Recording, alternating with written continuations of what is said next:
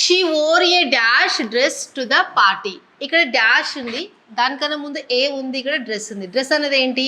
Noun. ఏ అంటే noun కోసమే ఏ పెట్టారు. నౌన్ డిస్క్రైబ్ చేసేది మనకి నౌన్ కన్నా ముందు ఉండాలి, అంటే అడ్జెక్టివ్.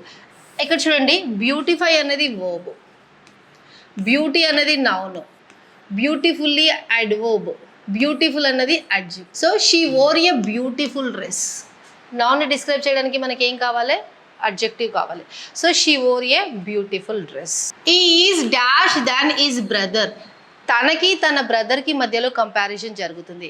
ఇక్కడ దాన్ వచ్చింది కదా, అప్పుడు మనము కంపారేటివ్ డిగ్రీని యూజ్ చేయాలి.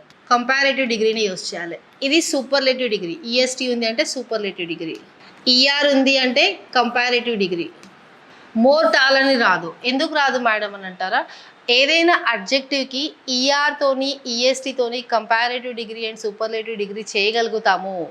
టాల్, టాలర్, టాలెస్ట్ అలా చేయగలిగినప్పుడు మనము మోర్, మోస్ట్ పెట్టాల్సిన అవసరం లేదు. అది రాంగ్ కూడా. సో ఇది లేదు.